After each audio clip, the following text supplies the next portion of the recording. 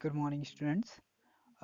As we were studying last time कि how do acids and base react with metals, और हमने क्या देखा था, एक एक्सपेरिमेंट किया था जिसमें हम क्या करते थे कि हम लेते थे डाइल्यूट सल्फ्यूरिक एसिड और उसमें जिंक ग्रेन्यूल्स को डालते थे. You know about the zinc granules? These are the gray blue colors of granules. Okay. तो जब हम इन प्लेट्स को डालते हैं इसमें तो क्या होता है, इससे बबल्स निकलना शुरू हो जाते हैं, छोटे छोटे बबल्स. और वो बबल्स क्या होते हैं, यहाँ पर टेस्ट ट्यूब से होते हुए डिलीवरी ट्यूब के थ्रू हम वाटर में लेके जाते हैं और हमें छोटी छोटी ड्रॉप्स इसकी दिखाई देती हैं. जब हम एक जलता हुआ कैंडल इसके पास लेके जाते हैं तो वो एक पॉप साउंड के साथ जल जाता है. और ये पॉप जो साउंड आवाज़ आती है, इससे ये कंफर्म हो जाता है कि साउंड का सिर्फ एक ही टेस्ट है और वो टेस्ट है हाइड्रोजन गैस टेस्ट. ओके. तो ये कंफर्म कर देता है कि जब कभी किसी एसिड के साथ हम किसी रिएक्टिव मेटल को ऐड करेंगे तो उससे जो गैस निकलेगी वो हाइड्रोजन गैस होगी. तो जनरली अगर इस रिएक्शन को समझने की कोशिश की जाए तो जैसे फॉर एग्जांपल हमारे पास H2SO4 है, हम इसके साथ इसमें डालते हैं जिंक और हमें क्या पता चलता है कि इससे एक तो सॉल्ट बनेगा जिसे हम बोलेंगे जिंक सल्फेट और plus H2 gas.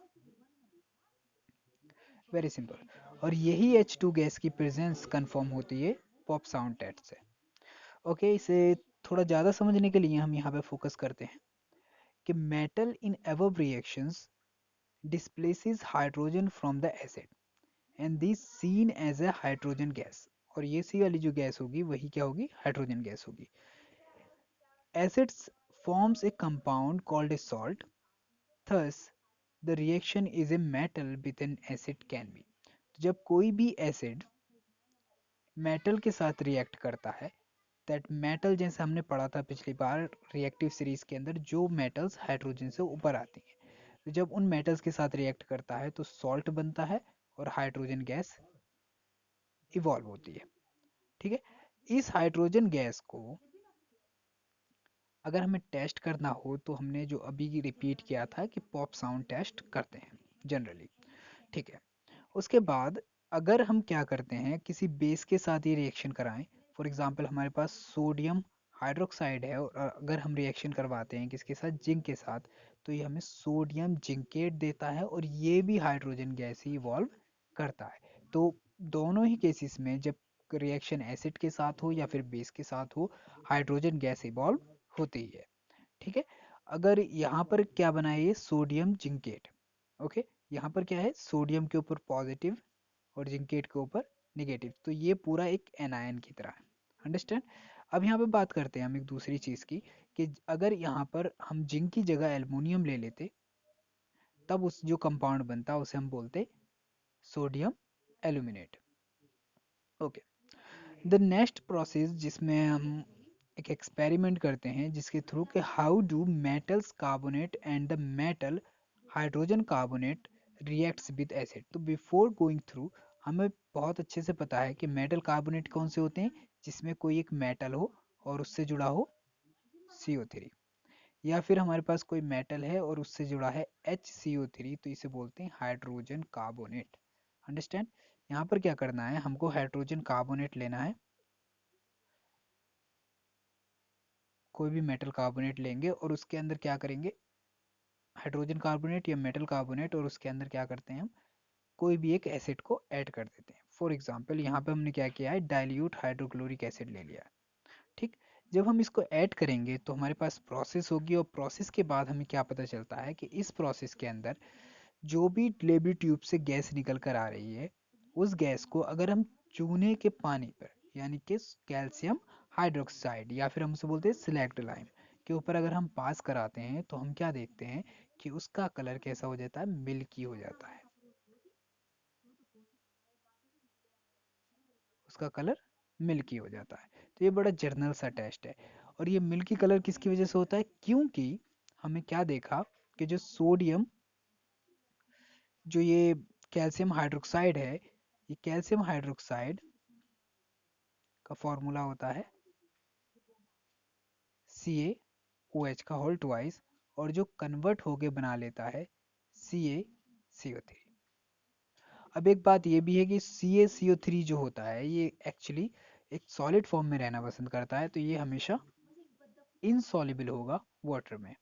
Okay, the next slide that we study कि यहाँ पर क्या होने वाला है कि हमारे पास सोडियम कार्बोनेट है, इसकी रिएक्शन हम करा रहे हैं HCl के साथ, तो हमारे पास क्या बन रहा है, सॉल्ट बन रहा है NaCl, वाटर बन रहा है और कार्बन डाइऑक्साइड गैस निकल रही है।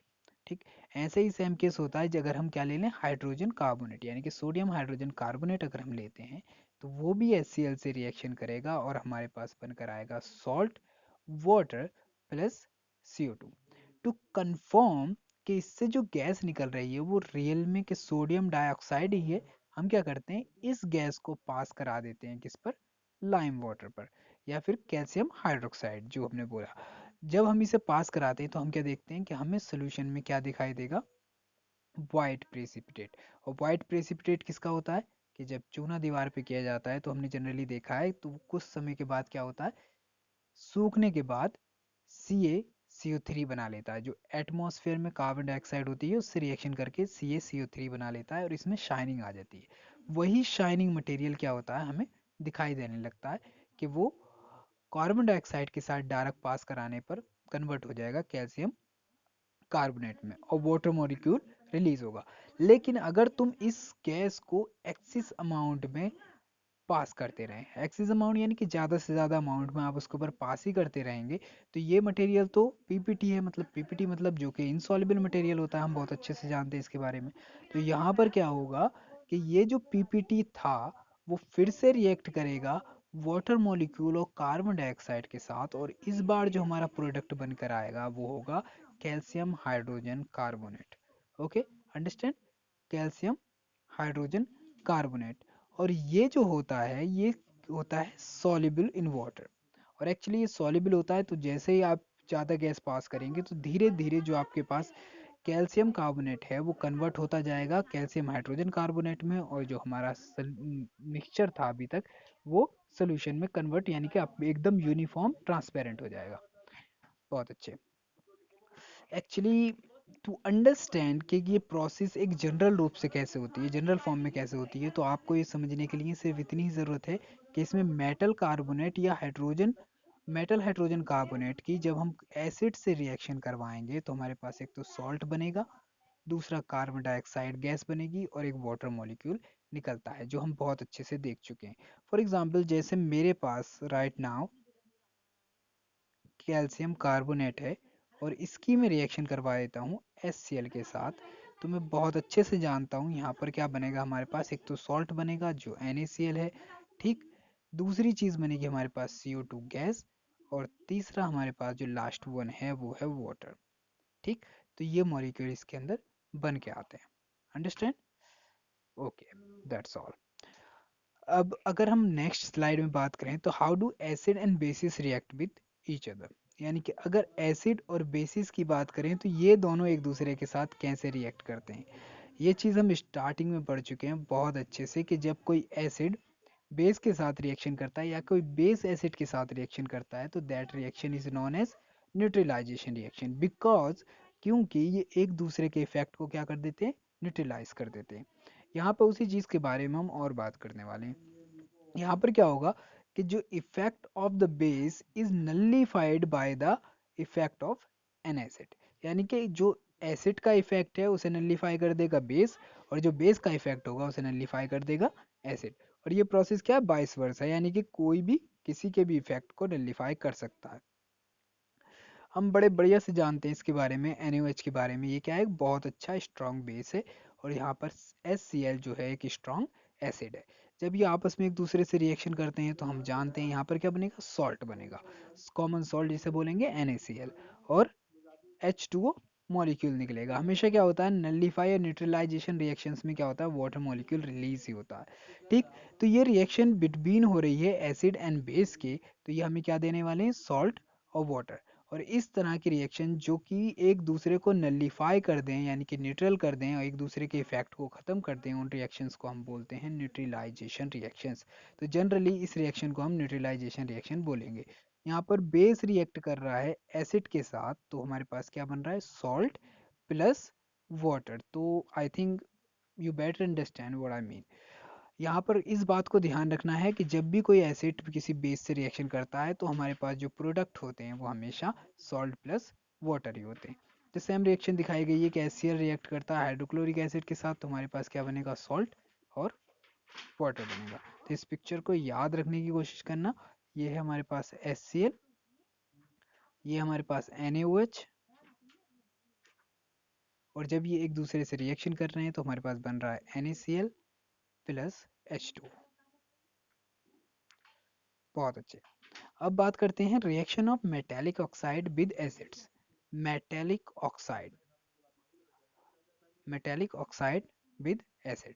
देखो जहाँ पर भी आपको मेटल का नाम आए वहाँ पर एक चीज़ याद रखना हमेशा कि जैसा हमने देखा था कि मेटल्स का नेचर क्या होता है, ज़्यादा से ज़्यादा और most of the time basic ही होता है, और बेसिक ही होता है। ठीक, तो यहाँ पर हम क्या चीज़ देख रहे हैं कि यहाँ पर मेटल ऑक्साइड है तो इसका मतलब ये भी क्या होंगे, बेसिक होंगे। क्यों? क्योंकि हमने क्या देखा, जो NaOH था इसमें भी क्या है, एक मेटल है। ठीक, जिसकी वजह से इसका इफेक्ट कैसा है, बेसिक है। ठीक है, इसी तरीके से हम ले लेते हैं, जैसे फॉर एग्जांपल अगर मैं HCl की बात करूं तो क्या H यहाँ पर मेटल है? No, it's not metal, actually it is non metal. और यहाँ पर Cl ये भी क्या है, नॉन मेटल है। तो जो भी नॉन मेटल से बनते हैं वो क्या होते हैं, वो एसिड होते हैं, और जिसके अंदर मेटल्स होती हैं वो क्या हो जाते हैं, बेस हो जाते हैं। तो यहाँ पर मेटल ऑक्साइड भी क्या है, एक बेस की तरह काम कर रहा है। इसे हम प्रूव करते हैं, किस तरीके से प्रूव करेंगे, देखें यहाँ पर कि जनरल रिएक्शन में जब मेटल ऑक्साइड रिएक्ट करता है किसी एसिड से तो ये क्या बनाएगा, सॉल्ट और वाटर। जैसा हम जानते हैं अगर किसी चीज़ का नेचर बेसिक है और वो रिएक्ट कर रहा है किसके साथ, एसिड के साथ, तो वो रिएक्शन कैसे करेगा, सेम ही रिएक्शन करेगा, जैसे कि सॉल्ट बनेगा और वाटर बनेगा। यहाँ पर भी क्या होने वाला है, यहाँ पर भी अगर ये बेस है मेटल ऑक्साइड, ये रिएक्ट कर रहा है एसिड के साथ, तो यहाँ पर भी क्या बन जाएगा, सॉल्ट बन जाएगा और प्लस बन जाएगा वाटर। अच्छा, since metal oxide react with acid to give salt and water, similar to the reaction of the base with an acid, यानी कि जैसी रिएक्शन हमने देखी जो एसिड के साथ, बेस की रिएक्शन होती थी एसिड के साथ, तो उसमें भी क्या होता था कि सॉल्ट और वाटर बनता था और ये रिएक्शन भी न्यूट्रलाइज हो जाती थी। इसी तरीके से यहाँ पर क्या है, metallic oxide set to be basic, यानी कि इसका मतलब ये है कि जो मेटालिक ऑक्साइड होते हैं वो कैसा नेचर दिखाते हैं, बेसिक नेचर दिखाते हैं, यानी कि उनका नेचर कैसा होगा, बेसिक हो जाएगा। Got it? I think you understand better. तो यहाँ पर मेटेलिक ऑक्साइड भी कैसा नेचर दिखा रहे हैं, बेस की तरह। तो ये भी जब एसिड से रिएक्ट करेंगे तो ये सॉल्ट प्लस वाटर बना लेंगे। अगली रिएक्शन में जब हम बात करेंगे नॉन मेटेलिक ऑक्साइड, तो हमने बोला कि जो मेटेलिक ऑक्साइड होते हैं वो कैसे होते हैं, बेसिक होते हैं। तो नॉन मेटेलिक ऑक्साइड कैसे हो जाएंगे, non metallic oxide of course कैसे हो जाएंगे, एसिडिक हो जाएंगे।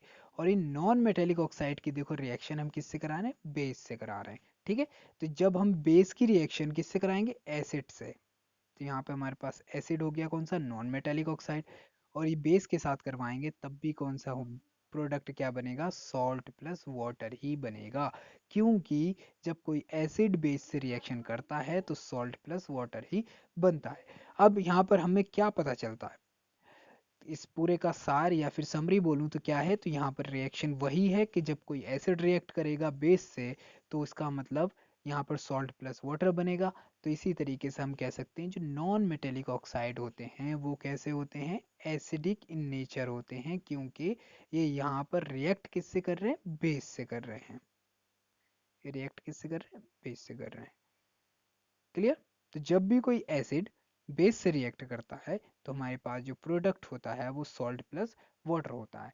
जैसे हमने पीछे क्या देखा, हमने कार्बन डाइऑक्साइड की बात की थी, तो कार्बन, जैसे यहाँ पर मेटल ऑक्साइड की जगह हम कार्बन डाइऑक्साइड ले सकते हैं क्योंकि कार्बन डाइऑक्साइड दोनों ही नॉन मेटल्स हैं, और जब ये रिएक्ट करती हैं बेस के साथ तो हमें सॉल्ट प्लस वाटर देती हैं। तो इसे ऐसे समझते हैं, पहले क्वेश्चन कर लो फिर उसके बाद हम बात करेंगे। क्वेश्चन है, why should curd and sour substances not be kept in a brass and copper vessels। इनका मतलब है कि ब्रास की और कॉपर की बेसल्स में क्यों, कर्ड माने, कर्ड का मतलब हम जानते हैं इसमें क्या होता है, लैक्टिक एसिड होता है, लैक्टिक एसिड। तो इसका मतलब इसका टेस्ट तो खट्टा होना ही होना है। ठीक, अब यहाँ पे लैक्टिक एसिड हो गया। अब ये जिन चीज़ों का टेस्ट कैसा हो, खट्टा होगा, वो सारी चीज़ें क्या होंगी, एसिड वाली हो जाएंगी। तो कह रहे हैं कि क्यों इन चीज़ों को ब्रास या कॉपर की वेसल्स में नहीं रखना चाहिए। ठीक है, तो क्वेश्चन है कि इन चीज़ों को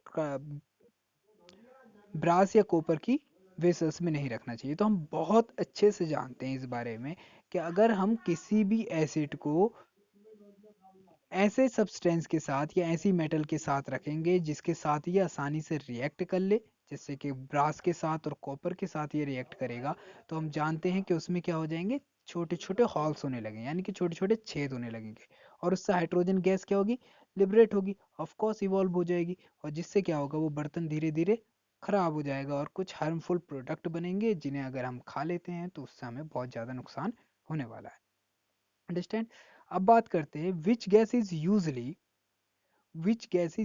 liberated when an acid react with a metal, यानी कि जब कोई एसिड किसी मेटल से रिएक्ट करता है तो कौन सी गैस निकलती है। तो हम बहुत अच्छे से जानते हैं इसके बारे में कि हमेशा कौन सी गैस निकलती है, हाइड्रोजन गैस निकलती है। इलस्ट्रेट विथ एन एग्जाम्पल, यानी कि आप इस बात को एक एग्जाम्पल से प्रूव करें। How will you test for the presence of this gas, यानी कि इस गैस की प्रेजेंस को आप किस तरीके से टेस्टिफाई करेंगे। One and the most important thing, अच्छा हमने जैसे पहला वाला टेस्ट किया था, पहले वाले टेस्ट में हम क्या कर रहे थे कि हमने क्या लिया था, जिंक के ग्रेन्यूल्स लिए थे और हमने उसे क्या किया, डाइल्यूट H2SO4 के साथ मिक्स कर दिया। और जब हम क्या करते थे, जब H2SO4 को पोर करते थे यानी डालते थे जिंक ग्रेन्यूल्स के ऊपर, तो हमें पता था कि यहाँ से क्या निकलती थी, एक गैस निकलती थी और एक सॉल्ट बनता था, और वो गैस होती थी हाइड्रोजन गैस। और हाइड्रोजन गैस का हमने टेस्ट कौन सा वाला किया था, बताना जरा एक बार, जल्दी बताएं। Pop sound test, of course pop sound test किया था हमने, कि जब हम एक जलते हुए कैंडल को गैस के पास लेकर आए थे तो ये एकदम से पोप साउंड के साथ जलने लग गया था। ठीक है, तो इस वजह से हमें ये कंफर्म हो गया था कि इसके अंदर गैस कौन सी है, हाइड्रोजन गैस है। ओके, लेट मी क्लियरफाई मोर। अच्छा, अगर metal compounds and A react, कोई मेटल कंपाउंड है ए, वो रिएक्ट करता है विद डाइल्यूट हाइड्रोक्लोरिक एसिड, किसके साथ, डाइल्यूट हाइड्रोक्लोरिक एसिड के साथ, टू प्रोड्यूस एफरेंस। एफरेंस का मतलब होता है बुलबुले आना और उससे सर सर की आवाज सी आती है। ठीक है, the gas evolve extinguishes a burning candle, यानी कि जो भी गैस उससे निकलेगी वो क्या करेगी, बर्निंग जलते हुए कैंडल्स को क्या कर देगी, बुझा देगी। तो right a balanced chemical equation for the reaction if one of the compound formed is calcium chloride. और ये कह रहे हैं कि जो भी इसकी बैलेंस इक्वेशन लिखें और याद रखें कि उसके अंदर जो एक वन ऑफ प्रोडक्ट बन रहा है तो वो क्या है, कैल्शियम क्लोराइड है। ठीक है, तो पहली बात यहाँ पर कि कौन सी गैस होती है जो कि जलती हुई कैंडल को बुझा देती है। तो पहली चीज, ऑक्सीजन नहीं, बिल्कुल नहीं, क्योंकि ये तो खुद फ्लेमेबल है, ये तो जलाती है चीजों को। हाइड्रोजन गैस, वो भी पॉप साउंड के साथ जल रही थी, तो फिर कौन सी गैस होगी, ऑफ कोर्स कौन सी गैस होगी, कार्बन डाइऑक्साइड होगी। ठीक है, क्योंकि कार्बन डाइऑक्साइड गैस क्या होती है, ये जो दूसरी चलती हुई चीजें होती हैं उन्हें बुझा देती है। ठीक है, तो ये नॉन फ्लेमेबल है, नॉन इनफ्लेमेबल है, यानी कि ना ही फ्लेमेबल है ये और ना ही इनफ्लेमेबल है। दोनों केस में क्या है ये, मतलब नॉन इनफ्लेमेबल है। जो ये ना ही जलाती है चीज़ों को, ये क्या करती है, उन्हें बुझा देती है, इसीलिए कार्बन डाइऑक्साइड गैस का यूज़ किया जाता है आग को बुझाने में। ठीक है, तो यहाँ पर क्या है, देखो कैल्शियम कार्बोनेट लिया गया है और उसकी रिएक्शन करा दी गई है HCl के साथ, यानी कि हाइड्रोक्लोरिक एसिड के साथ। और जब ये पास कराया जाएगा इस पर, तो हम क्या देखेंगे, यहाँ पे कैल्शियम क्लोराइड बनेगा और कार्बन डाइऑक्साइड गैस इससे निकलेगी और H2O मॉलिक्यूल बनेगा। सिमिलर रिएक्शन है, क्योंकि हम जानते हैं जो कार्बोनेट होते हैं क्या होते हैं, बेस होते हैं।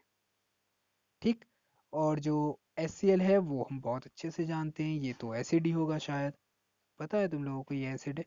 ठीक है, तो यहाँ पर क्या देखोगे आप, यहाँ पर क्या बनना है, कैल्शियम क्लोराइड, ये क्या है, ये सॉल्ट है, ऑफ कोर्स सॉल्ट है। और ये रही है हमारी गैस, और ये बन गया हमारे पास वाटर। तो ये क्या है, एक एसिड बेस रिएक्शन है, और वो क्लियरली हमें पता है।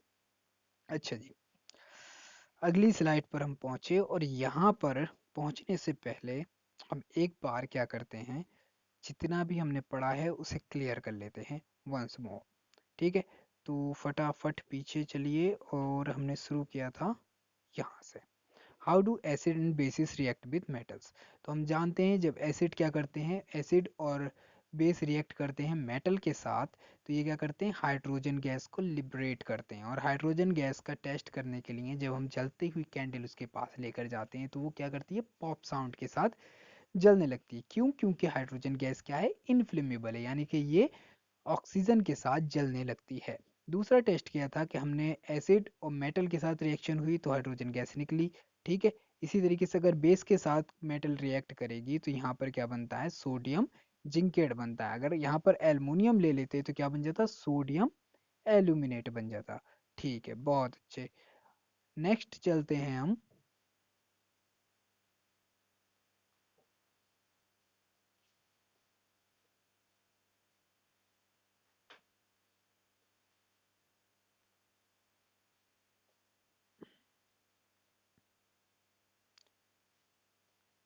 अगर यहाँ पर हम एल्युमिनियम ले लेते तो यहाँ पर क्या बन जाता, एल्यूमिनेट बन जाता।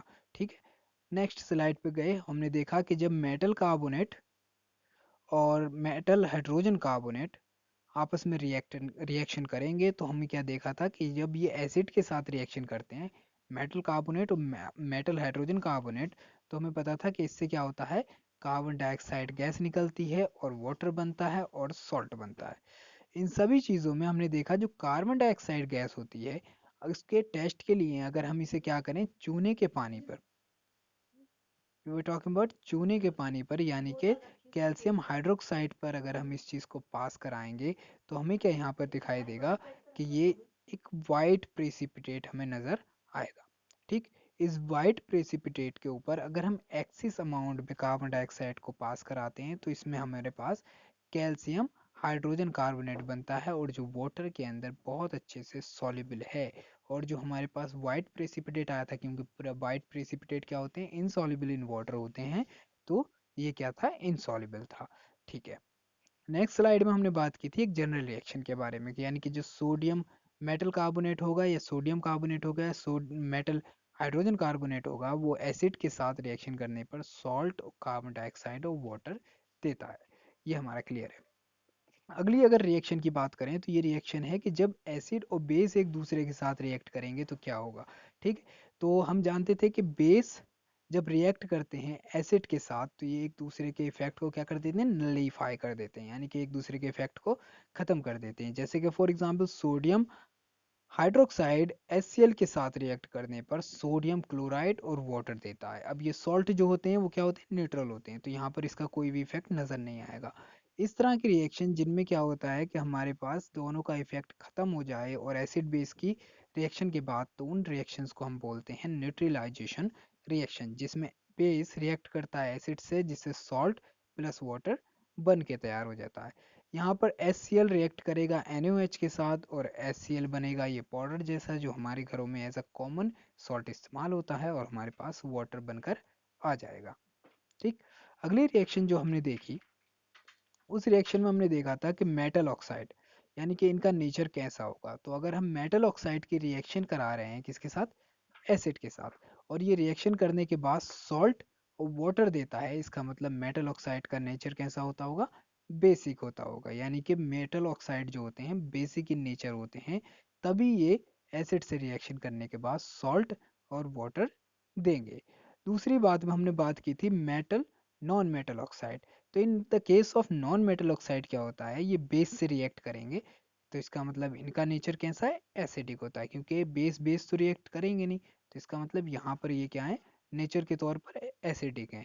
और ये एसिड रिएक्ट करता है जब बेस से, तो ये हमें क्या देता है, सॉल्ट प्लस वाटर देता है। तो यहाँ पर हमें पता चला कि मेटल ऑक्साइड्स जो होते हैं वो बेसिक होते हैं और नॉन मेटल ऑक्साइड जो होते हैं कैसे होते हैं, एसिडिक होते हैं। ओके, फिर बात की कि क्यों कर्ड या फिर किसी भी खट्टे पदार्थ सब्सटेंस को ब्रास या फिर कॉपर के वेसल्स यानी बर्तनों में नहीं रखना चाहिए। क्यों? क्योंकि हम जानते हैं ये रिएक्ट कर लेते हैं और रिएक्ट करने के बाद उस बर्तन में क्या हो जाएंगे, छेद हो जाएंगे, होल्स हो जाएंगे, जिसकी वजह से बर्तन खराब हो जाएगा और एक नया कंपाउंड बनेगा जो हम जानते हैं सॉल्ट होता है, और हाइड्रोजन गैस इससे लिबरेट होती है। तो वो प्रोडक्ट जो होते हैं हार्मफुल होते हैं ह्यूमन बींग के लिए। इसी तरीके से इन्होंने एक नेक्स्ट क्वेश्चन पूछा है, जिसमें इन्होंने किया है कि आपके पास कोई मेटल है और ये मेटल क्या करती है, जब किसी एसिड से रिएक्ट करेगी तो कौन सी गैस लिबरेट करेगी। तो हम बहुत अच्छे से जानते हैं कि कोई भी मेटल जो कि रिएक्टिव सीरीज में सबसे ऊपर आती हो, वो जब किसी भी एसिड के साथ रिएक्ट करती है तो पहले तो सॉल्ट बनाती है और इससे हाइड्रोजन गैस निकलेगी। फिर उन्होंने पूछ लिया इसका टेस्ट कैसे करेंगे, तो हम जानते हैं इसका टेस्ट क्या है, पॉप साउंड टेस्ट होता है। ठीक है। उसके बाद नेक्स्ट क्वेश्चन पे जब हम आए तो उन्होंने पूछा एक क्वेश्चन कि इसमें हाइड्रोक्लोरिक एसिड है आपके पास, और ये हाइड्रोक्लोरिक एसिड की रिएक्शन अगर हम एक मेटल से कराते, एक एसिड से कराते हैं, हाइड्रोक्लोरिक एसिड की रिएक्शन हम किसी एक मेटल कंपाउंड से कराते हैं जो क्या है, ए है। ठीक, तो ये कंपाउंड क्या है, ए है। जब हम इसकी रिएक्शन करवाएंगे तो ये प्रोड्यूस करती है इफरेंस। इफरेंस का मतलब बुलबुले आते हैं। और ये इफरेंस जो होती है, अगर हम इसे जलती हुई मोमबत्ती यानी कि कैंडल के पास ले जाएं तो ये उसे क्या कर देगी, बुझा देगी। अब इन्होंने कहा कि बैलेंस्ड केमिकल इक्वेशन लिखें और साथ में ही reaction one of the compound formed is calcium chloride, और ये उसकी रिएक्शन लिखें जिसमें एक कंपाउंड जो बनेगा वो क्या बनेगा, कैल्शियम क्लोराइड बनेगा, जो कि ये है। तो हमें यहाँ पर पता था कि जब कार्बन डाइऑक्साइड गैस निकल रही है, क्योंकि कार्बन डाइऑक्साइड गैस क्या है, ये नॉन इन्फ्लेमेबल है, क्योंकि ये जलती हुई या बर्निंग कैंडल को क्या कर सकती है, बुझा सकती है। और यहाँ पर वाटर निकलता है। ठीक है, तो यहाँ पर जब कैल्शियम कार्बोनेट जो कि बेसिक इन नेचर होता है, जब रिएक्ट करता है किसके साथ, एसिड के साथ, तो ये क्या करता है, एक तो सॉल्ट बनाता है, दूसरा कार्बन डाइऑक्साइड बनाता है, और तीसरा क्या बना लेता है, वाटर बना लेता है। तो यहाँ पर ये गैस निकलती है जो हमने पढ़ा था कार्बोनेट के केस में। और यहाँ पर कैल्शियम कार्बोनेट भी क्या है, एक कार्बोनेट है। ठीक है, तो आज के लिए ये डन है, और नेक्स्ट टाइम हम बात करेंगे और प्रॉपर्टीज़ के बारे में जो कि कॉमन प्रॉपर्टीज़ होंगे एसिड और बेसिस दोनों के केस में, और इनके जो इफ़ेक्ट्स होते हैं वो हम जनरली बहुत क्लियर तरीके से समझने की कोशिश करेंगे। जो मैं वर्कशीट डालने वाला हूँ उसे सॉल्व करें और मुझे सेंड करें व्हाट्सएप पे, and I will give you response related to that. Thank you very much for being with me, and have a nice day.